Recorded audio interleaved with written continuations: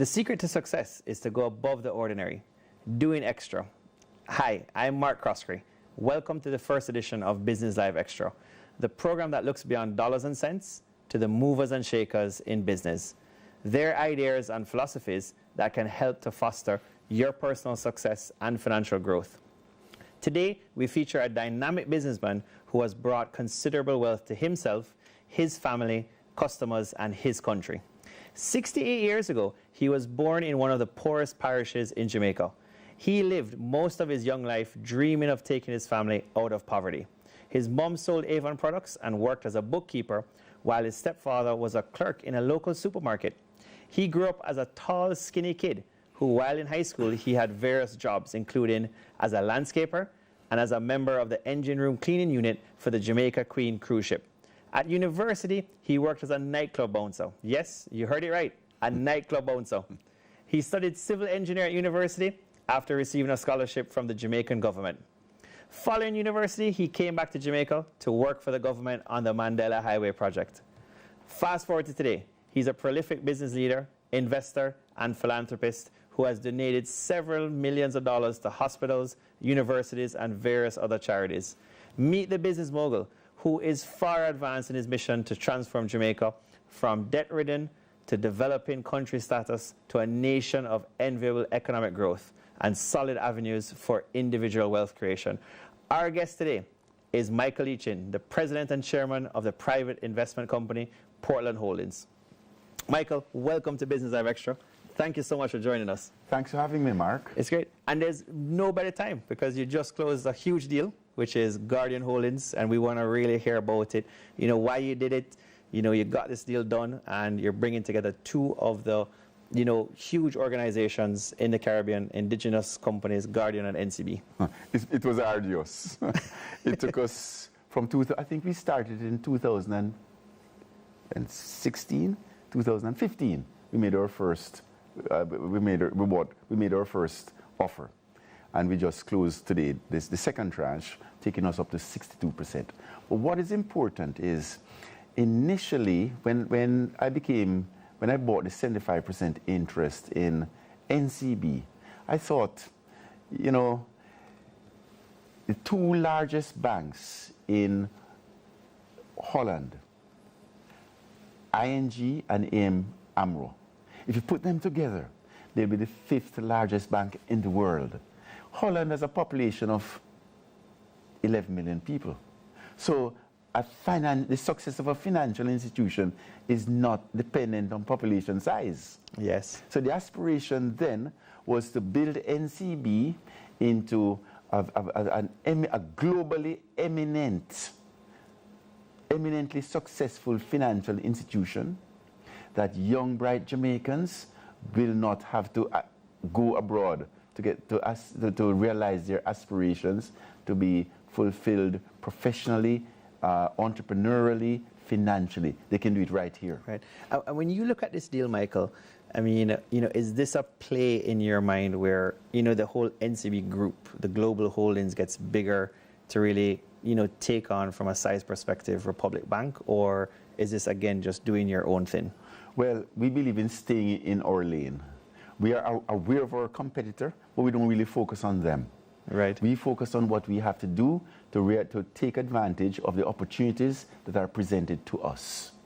We believe we have to focus on our values, our entrepreneurialism, being nimble, building the best reputation possible, keeping ourselves differentiated in the marketplace, and really bringing solutions to clients' issues. Right. And if we can do those tasks very well, there's no question as to what will happen ultimately going forward. So, you know, NCB 2002, Guardian now, but we want to hear about, and especially for our viewers, you know, Michael getting started and, you know, going to some of your seminars, some of your presentations, you've really said a lot, you know, differentiate yourselves, you know, be different, and it's how you really jump out in a room. If you can just tell us about, you know, Michael, the differentiator. Well, when I left Jamaica after spending 2 years as a civil engineer working for the Ministry of Works in Kingston here.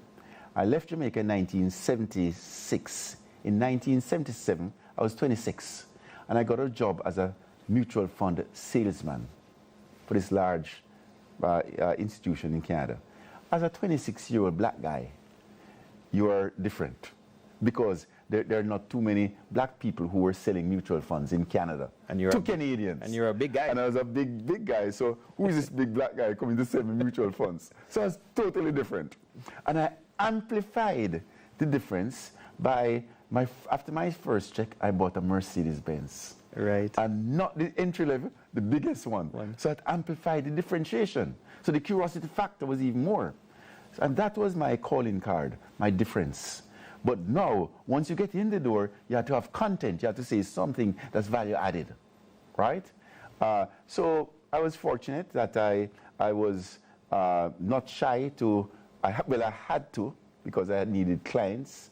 I would cold call, and every time I sat with a client, I would ask myself, or a prospect then, I'd ask myself, what is the highest value I can give to this prospect? And the answer kept coming back to me, make them wealthy. Is success any different for you today than back then, or is there anything that has changed about Michael in that timeline between Canada and Jamaica? No, because my greatest fear is the following. Success begets, or the natural byproduct of success, you become successful, you become complacent. Mm-hmm. You stop doing the things that made you successful. Mm-hmm. You change the formula. Mm-hmm. And you become complacent, or you become arrogant. I'm successful, look at me. I can do anything. Whatever I do is magical, mm-hmm. right? That's not how you started. That's not how you became successful. So success begets complacency naturally, and you become complacent or arrogant, you're going to fail. So success begets complacency, begets failure. Mm-hmm. So my fear is that my success doesn't lead me to complacency and stop me from and make me feel that I'm now different. Therefore, I should stop doing the things that made me successful in the first place. Firstly, you look for people with the right attitude, and the right attitude would be number one. We look for management with integrity, people who have integrity. Number two, they must have intelligence, and number three, they must be passionate and positive. No, that's perfect and well said. And so you really look for those, with the investments and jump into it. I know in Canada, you've donated so much, museums and so forth. I've seen in Jamaica where so much has been given back through the NCB Foundation. Where do you see that going, and where does that really come from?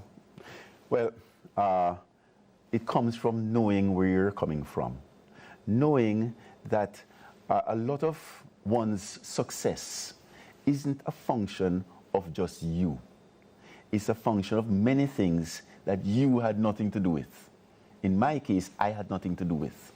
Number one, I was born to a mother who had high expectations of herself and her children, who led by example, had her value system that was absolute. Mm-hmm. I didn't choose her. I was blessed. I could have been born to many other mothers who didn't have those qualities. So I was blessed to have been born to that one. Secondly, I was born in a country, Jamaica, that made me a confident human being. I could have been born in 200 other countries that didn't give me the same experience as a citizen that made me feel I could be anybody.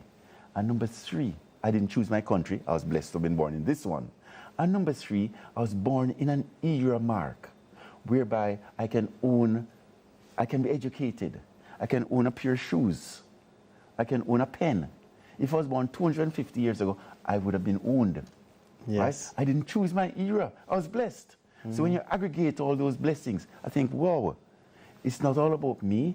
It's about the fact that I'm blessed, and how can I make sure I use this podium that I now have to help those, to uplift others. And you tell everyone, likewise at your seminars, your road shows, make sure you have fantastic mentors. Through the life of Michael, who really have you looked up to? Who has been your mentors and gotten you and just helped you along this kind of growth curve? Well, firstly, my mother, because she led by example and she was closest to me. She's a high values person. She has and she, as I said, she leads by example. She's absolute in her values. She doesn't waver through thick and thin. So my mom is my number one role model, my mother. My business role model was and still is Warren Buffett.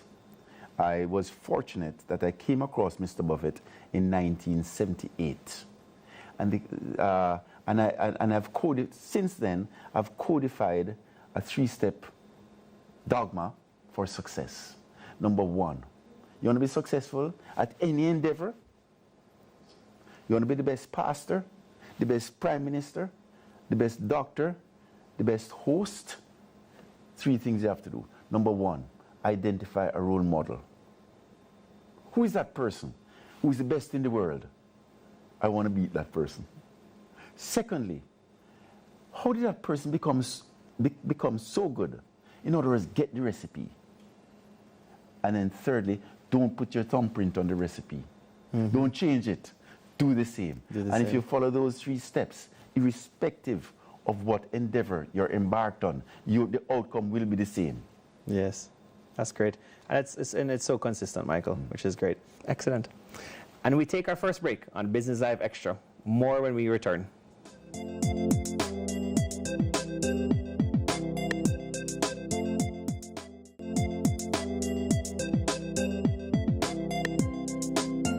Welcome back to Business Live Extra. Michael Eachin's secret to success lies in the 5 laws of wealth creation. These are, firstly, own a few high-quality businesses. Secondly, thoroughly understand these businesses. Thirdly, ensure these businesses are domiciled in strong, long-term growth industries. Fourthly, use other people's money prudently. Lastly, hold these businesses for the long run.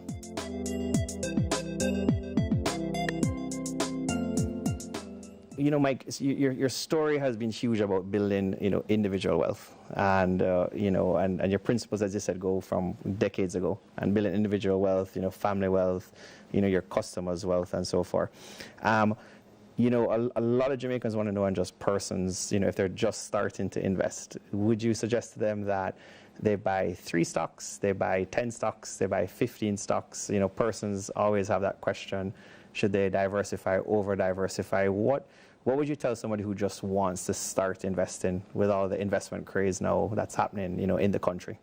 So you had mentioned I have 5 principles pertaining to investing, the 5 laws of wealth creation. The first one is own a few high-quality businesses. Yes. The second one is make sure you understand them. So therefore, most people, they talk about diversification to spread the risk. But you're not going to make any money if you spread the risk too much, right? So you want to concentrate, right? The people who create wealth in our society are business owners. A typical business owner doesn't own 10 different companies. Your typical business owner owns one company and works every day to understand that one company to be better in delivering services or goods more effectively. Likewise, investing is no different. We should own things we understand. Own things that we can say, 10 years from now, I'll give you a test. Actually, I'll give you a test, Mark.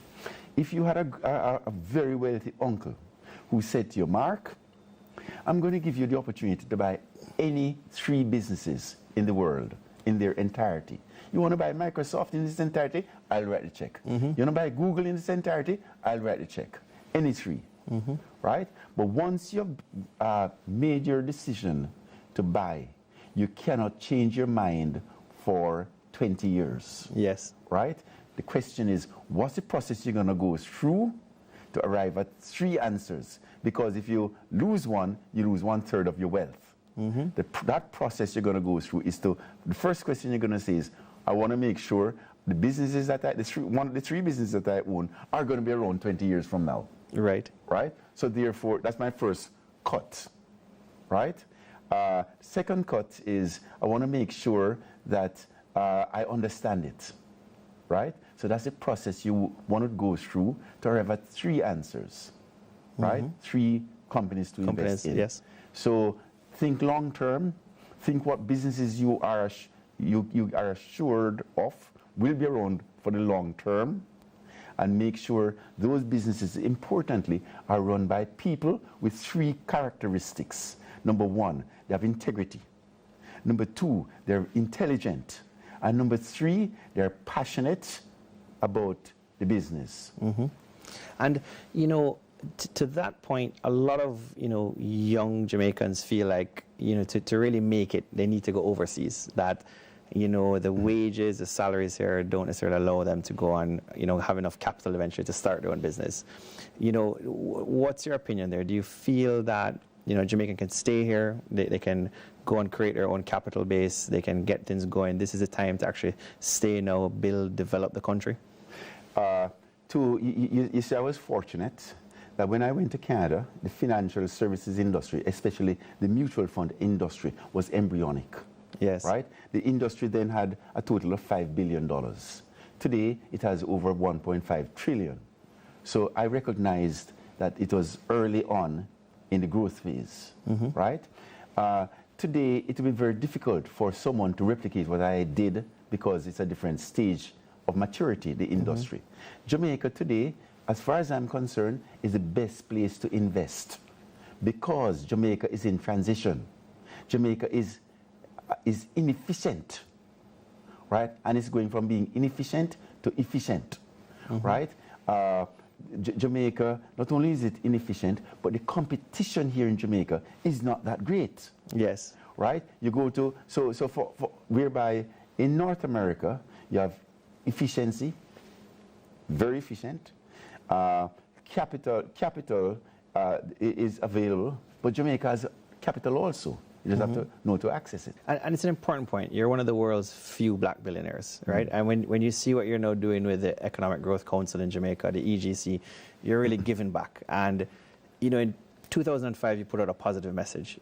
Anyone can own a stock. You can be a shareholder in the business. Going to these presentations, you're on the platforms, you said, anyone can be a business owner. If you walk us through, how can persons really, participate in owning, say, NCB shares? Well, any share. Well, the minimum you can own is 100 shares, a board lot, what they call a board lot.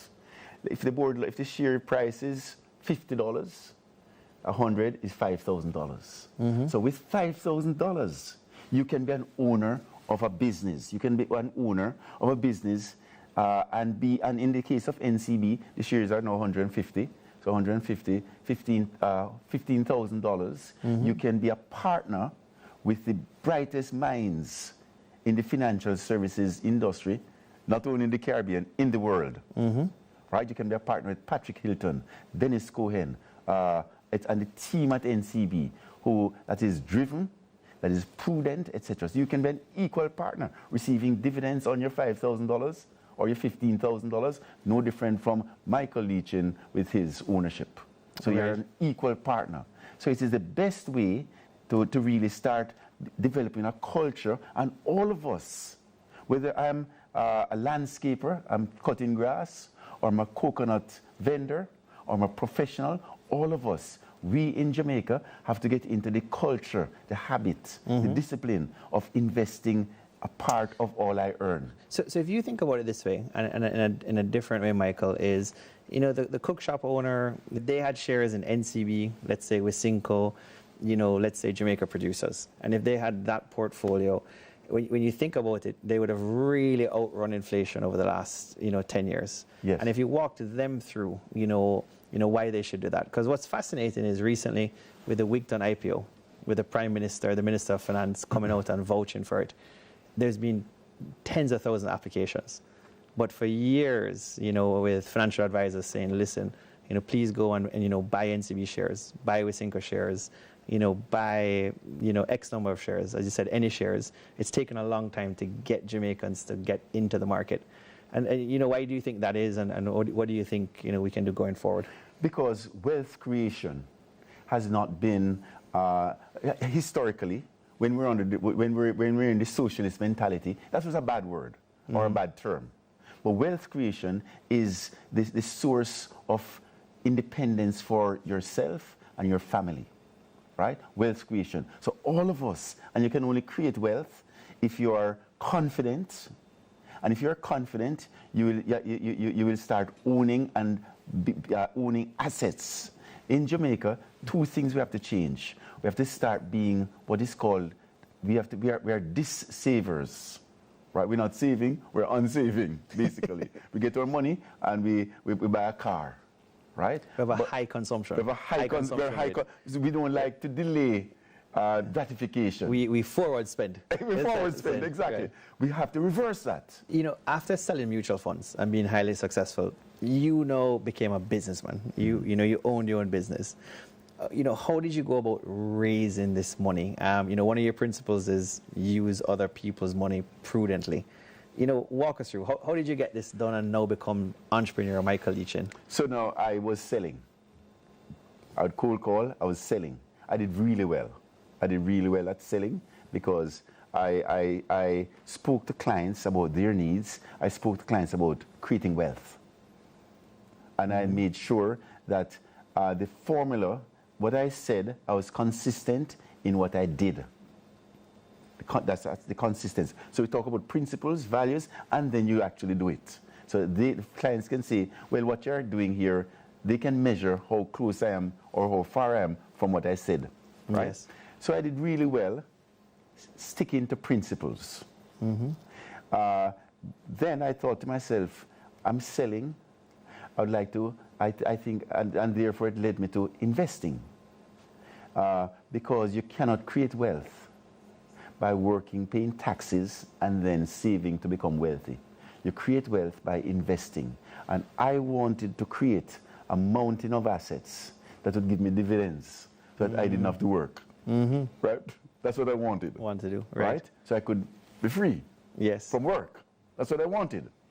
So the mountain of assets I didn't have. I had cash flow. So what I did, I went to the local bank and I said, look, I'd like to borrow $500,000, $500,000 back in 1983 and invest it in one company. A company by the name of Mackenzie Financial Corporation. It's a company that I used to sell their mutual funds. It was an asset management business. But I understood it because I was in the industry. So it met all the 5 criteria. So it's a matter of going back, defining your principles and making sure your behavior is in keeping with your principles. And it was very unusual. In fact, I didn't think the bank was going to lend me the money, the $500,000, because I was asking them to concentrate in their security into one stock, which doesn't seem prudent. But it was because of how I explained it to them, the principles and the passion that I had and the knowledge of the industry that I was investing in that gave them confidence for them to say yes. That stock went from $1 in 1983 when I bought it. 4 years later, it was $7. So it went up 7 times. So 500,000 became $3.5 million. And that reinforced my philosophical principles, but it also gave me a financial base. For how you got started. That's how I got started. And you continue to parlay that principle over and over again. So I started off with cash flow, right? Then but I knew I wanted a mountain of assets. I went out and borrowed, but I had to. When you borrow, you have to make sure that what you invest in is generating that cash flow. Is generating cash flow, and it's solid. And you want to really understand it. Right. Because if you're going to concentrate, you minimize risk by understanding. We take a break on Business Live Extra. More with Michael Lechin when we return.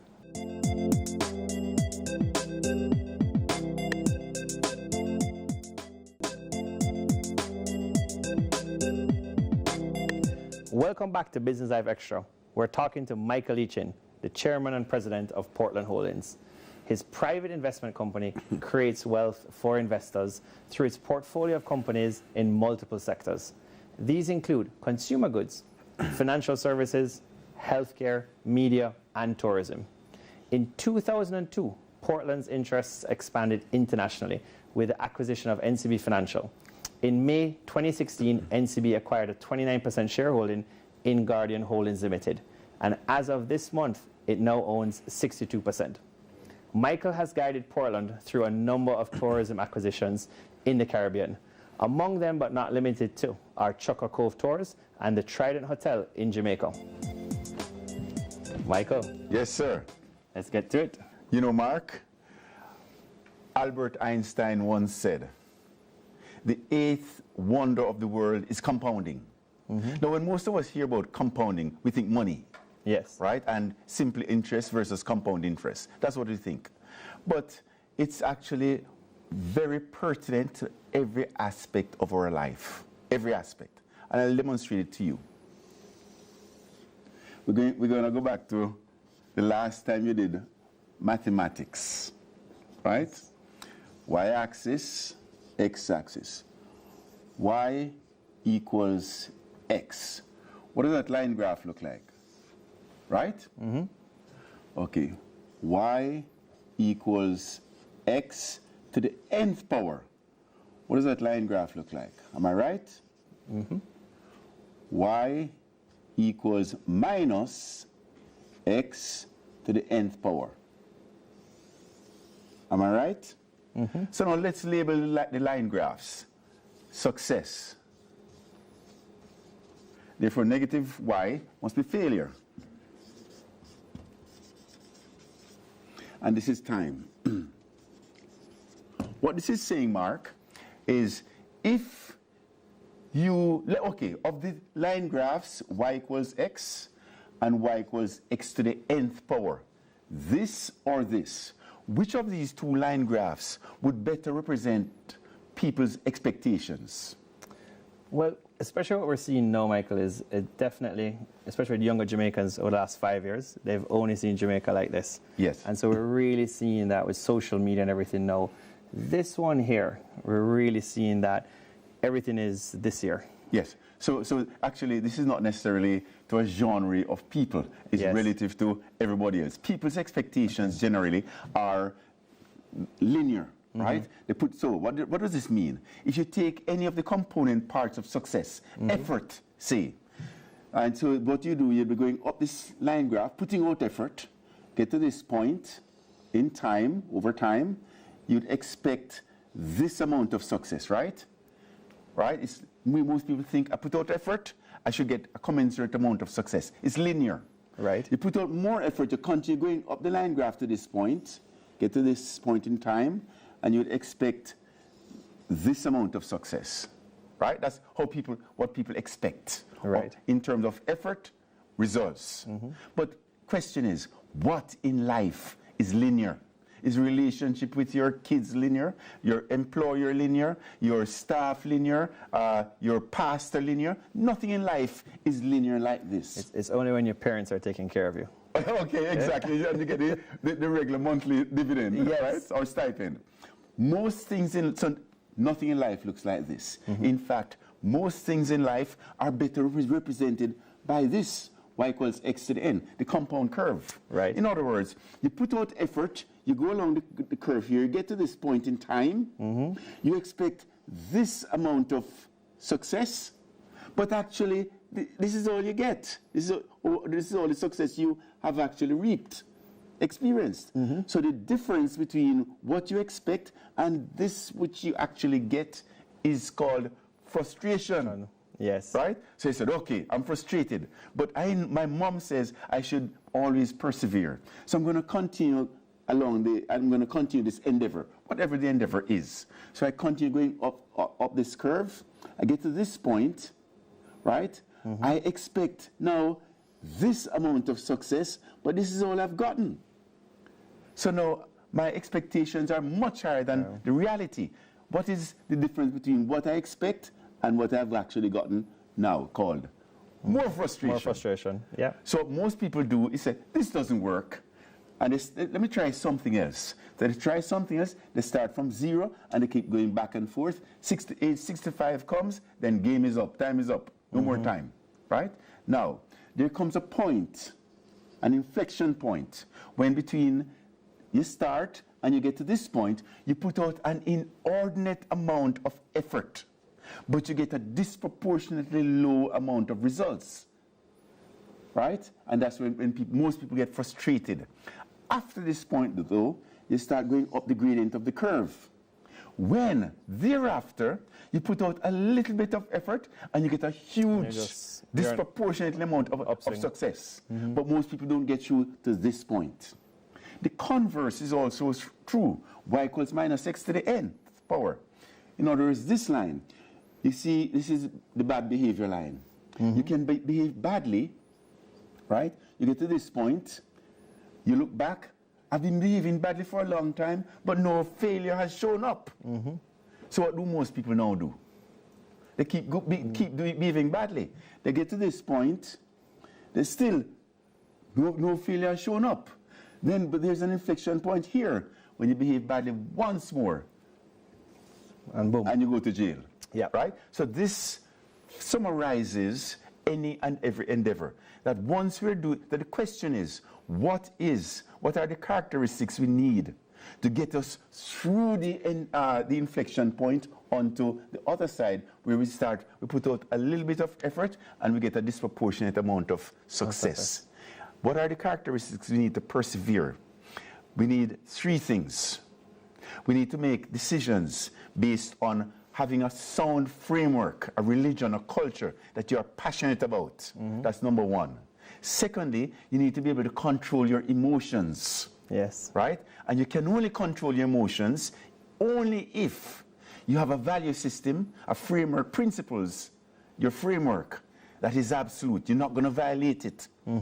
And the third thing we need access. Access to good people, access to financing, access to role models, etc. So you need those three things in every endeavor of our life. Oh, fantastic. And where, when you look at this, when you purchased NCB, yes, where do you think you got in on this curve? Oh, well, because I know within a few years you got the profits. When I purchased NCB, I was already successful in Canada, right? I was already, that's the reason I could have purchased NCB. Right. So I was somewhere close to here. Right. But now, today, NCB just, as I said, we just completed a transaction that is nearly $500 million US dollars. So we now have NCB and the Guardian together. That now gives us a lot of leverage. So if you looked at this and put it into some perspective, especially what we're seeing so much in Jamaica now, and if there is a business that is, the stock exchange spoke about maybe launching a micro exchange. Yes. But if there's a businessman and he has 50 million Jamaican in sales, 100 million Jamaican in sales, and he's struggling to understand governance and why is he being asked by his CFO to do this and everything, and he's maybe somewhere here, difficult to get access to finance, to mentors. What's your advice to that person? To go back to the fundamentals of being a successful professional or successful business. Number one, we have to make sure that we do three things right, really well. The first is we have to make sure every day we think about how am I differentiating myself in business as a professional. Differentiation. Because if you don't differentiate yourself, you're going to end up like everybody else, a commodity. And the antidote to being a commodity is to differentiate yourself. And so whether you make a lot of noise, you dress differently, how you carry yourself, but it's just something. Or your passion, that makes you different. Belief. The first thing is differentiation. Right. The second thing is your behavior as a professional or as a business should be such that you every day make sure you're burnishing your reputation and you do nothing to tarnish it. So as Buffett says, you can make it, or you can lose it in just a few minutes. Exactly. And the third thing is, as a professional, as a business person, the prime focus, lots of noise every day, but the prime focus is we should be thinking about how to solve clients' issues. And if we do all those three things, and we focus on those three things, and that because those three things become our religion, we'll get through the inflection point naturally. Perfect. Yes. It's very good advice, Michael. Yeah. You're welcome. Agreed. I like that.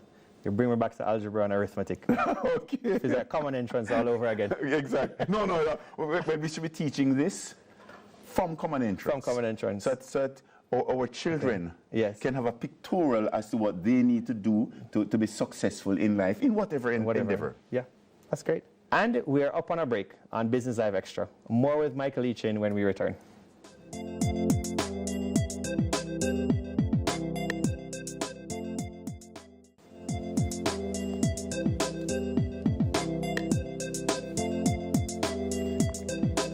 Welcome back to Business Live Extra. We're talking to Michael Eachin, Chairman and President of Portland Holdings. Michael is also Chairman of NCB Financial Group, which is the largest single contributor to the Jamaican economy through its tax spend. For the year ending September 30th, 2018, the NCB Group contributed 13.5 billion Jamaican dollars. That is 2% of government spending for fiscal 2019 to 2020. It is working with a budget of $803 billion, with $72 billion allocated for development projects. Let's look at those development budgets in some of the big ministries. The Ministry of Education, Youth and Information gets $1.2 billion. The Ministry of Health and Wellness has $3.7 billion for development, while the Ministry of National Security has received $20.2 billion for development, the largest. With Jamaica now, do you find yourself thinking it's time to double down on Jamaica, or to, kind of pull back and, ride your investments going forward? It's time to triple down on Jamaica. Actually, it would have been about 12 years ago, 2007. I was being given, I was being honored in New York, in Harlem, by the Abyssinian Baptist Church. And the then pastor, Reverend Calvin Butt, said at the ceremony, over the last 40 years, there's only been one high school built in Harlem. Now remember, Harlem is in Manhattan. It abuts Central Park. Only one high school built in Harlem, and it wasn't built by the federal government. It was not built by the state government. It was not built by the city government. It was built by the Abyssinian Baptist Church. Okay. So the Abyssinian Baptist Church has been at the forefront of the gentrification of Harlem. And now that Harlem is being gentrified and everybody's moving in, the natives of Harlem were not owners of assets. So they're being displaced. Right. And real estate prices have gone up by 10 times in the last 10 years. Right. So when I heard that in 2007, I got nervous, because I said, wow, we are working hard to gentrify Jamaica. What is going to happen is, as Jamaica become more gentrified, being Jamaica having such great location, no different from Harlem in New York City, the wider investor community, they will come in, and if we are not owners of assets, they're going to buy up our assets and displace us into the sea. And with that said, do you really see, a few years ago, persons would only go look at Trinidad and Barbados, and we're now seeing where Trinidadians and Bajans and other Caribbean islands are coming here to our capital markets. Yes. They're coming here to our stock markets. They're looking at our assets. Do you agree or find that Jamaica is now really the jewel of the Caribbean? Jamaica, we manage a private equity fund. So we invest in Central America and the Caribbean, Latin America and the Caribbean. So we have a purview of the region, right? And of all the countries in the region, of all the countries in the region, I would say Jamaica is number one, because firstly, it has tremendous liquidity in the system today. Number two, it has fiscal stability. There's fiscal stability. The economic metrics are going the right direction. Debt to GDP, as we know, has come from 147. It's now down to under 100, right? We also have the benefit of having a British legal framework. So when you invest, you'll get a fair standing in front of a judge. Right. You don't have that confidence in most countries. Yes. Right? Especially in the Latin American region. You just don't have that confidence. And back to your point on Harlem, a lot of deals I look at, we're seeing where the new financial houses, some of the new alternative financial houses started, are being very competitive because it seems there's an asset shortage in Jamaica. Are you seeing that this potential asset shortage, people are starting to really fight for deals, could be a sign in Jamaica that there's a lot of liquidity and potentially, finding good assets is going to become very hard to do? If the question is, because of the shortage of supply of good assets, are we entering into bubble phase? Is that the question? With interest rates this low, NIR at $3 billion US plus, barring anything that is, negative, such as a hurricane or so, are we potentially entering into bubble phase, or is this a new normal for Jamaica going forward? Well, firstly, things are not overpriced in Jamaica.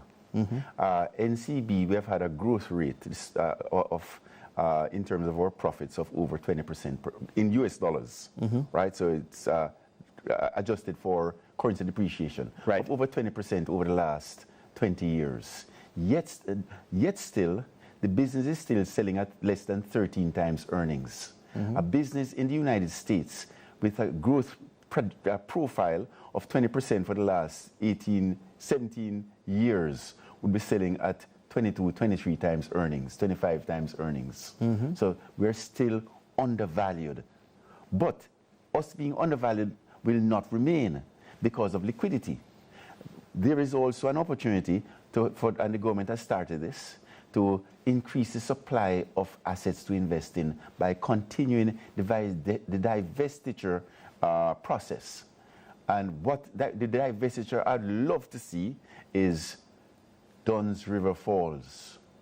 That's the divestiture. Because it should be owned by Jamaicans. And if it was in the hands, if it was managed, owned by Jamaicans, so we wouldn't be selling off to the foreigners. Right. So ownership would still remain here, but we wouldn't have a private entity operating it. And that really takes us, to tourism. And I've seen where you've been venturing more into tourism, where you got attracted to Chukka. You invested in Chukka Caribbean. Just walk us through what really got you interested in Chukka and made you jump on that investment quickly. Well, firstly, Chukka has a great platform. So it's a platform company, right? It's a great platform in an industry that is a strong long-term growth industry, right? So what we now need to do is to have Chukka scale up to meet the opportunities that it has in front of it. It has a great reputation. It's a platform. More and more tourists are coming into the area. They need things to do. So it's a natural, and we could make Chukka into a world-class brand. Yes. Which we're going to make it into a world-class brand by scaling it up and making sure that management is focused and remains entrepreneurial. Right. So Michael, when you say those things, reputation, scalability, character, what do you really look for in your private equity investments or your private investments? Whether it's top 3, top 5, what really jumps out to you and gives you that gut feeling, I need to have this in my portfolio? The first thing is, we are drawn to businesses that have the following 3 characteristics, or sectors that have the 3 following characteristics. There's a difference between perception and reality, firstly. Secondly, there are inefficiencies. And thirdly, there is a lack of equity capital going into the business or the sector. So when you have those 3 combined, it's magical. You're going to create a lot of wealth. Right. So we therefore seek out situations where there's a difference between perception and reality. So we therefore have to understand it thoroughly. Yes. Secondly, we seek out situations whereby they are inefficient. It may be regulatory inefficiency or operational inefficiency or financial inefficiency or management inefficiency. And thirdly, we seek out opportunities where nobody wants to touch it, nobody wants to invest in it. There's a lack of equity capital going into that sector or region or business. In 1981, I went out and bought this massive house in Canada. I was 31. And I immediately took a loan against the house to invest. And interest rates went from 8% to 23% as soon as I invested. So I was stuck. You're underwater. I was underwater. So now, this one Sunday, my friend came to me to visit with me. And he said, "Whoa, Mike, what a beautiful home." But it echoes. It had no furniture. No furniture. Right, so it echoes. His name was Richard. So I said, "Richard, I just bought this house. I took a mortgage to replenish my investments, to invest, borrowed to invest. Interest rates went up. And my first priority, although my children are sleeping on a mattress and I don't have any furniture, my first priority is to protect my investment, because this investment will one day allow me to furnish any house in the world every day. Yes. Right? So I delayed gratification because I had a priority. I didn't want to work forever, right? I wanted to build a mountain of assets to work for me. We all can do that, but we have to take the first step at investing. Yes. And a part of all I earn is mine to keep, not to spend. And I have to be prepared to delay gratification. Absolutely. With that said, is there a finish line for Michael? You know, lots of entrepreneurs say, I'm going to hang it up at this time once I do this. You know, you've just done the Guardian acquisition. We're going to talk about that. But, you know, is there a finish line in sight for Michael? No, this is a fantastic journey. As I showed you before, the compounding, life is all about compounding. And once you go along that curve, it takes a while to gather steam. You get going up the curve, you're now past the inflection point, and you put out a little bit of effort after that inflection point, and you get a disproportionate amount of success. So the leverage after you get past that inflection point in your life is great. So why would you want to stop when you're in that state? In that stage. Furthermore, more importantly though, I see myself as being a statistical improbability, right? When I was born, my mom, for the first 6 months of my life, she didn't have a job. So it was her and I without a job, single parent. So as a statistical improbability, I've gone from there to where I am today. I therefore see myself as a role model, right? And when you see yourself as a role model, it allows you to really design what you want to be known for, and you start living it. So I want to be known for the person who does well, right? You have to do well financially. I want to be known for the person who does good for society. And thirdly, I want to be known for the person who is passionate about what he does and who has fun at everything he does. Yeah. No, and you know, we really see that about you. And what we wanted to know is, you know, we've seen you venture to Trinidad a few times, and I think for the last 12 to 17 months you've been working on this big deal, you know, and we saw the press release today.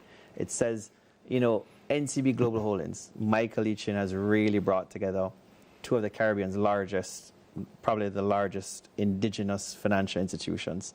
So the deal has closed. Yes. And, you know, walk us through this transaction. We know you've been to Trinidad before. You've had your ups and downs there. This is now, you know, the big deal, you know.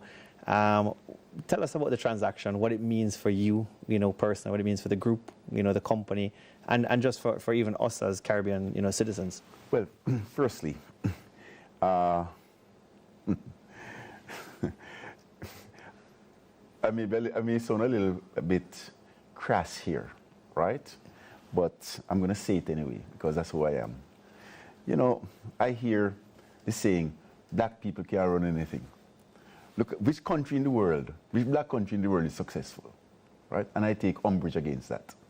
Guardian being aggregated with NCB and Clarion, a Bermuda bank, is on our way to really building a Caribbean powerhouse that is dominant in the world.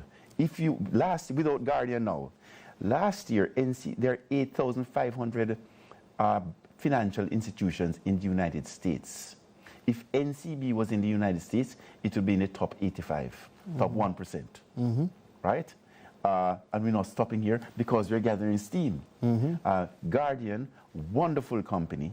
It gives us another leg of growth that will that will get us closer to that goal we had to build an institution that the world will look and say, wow, I'm proud of that Caribbean institution.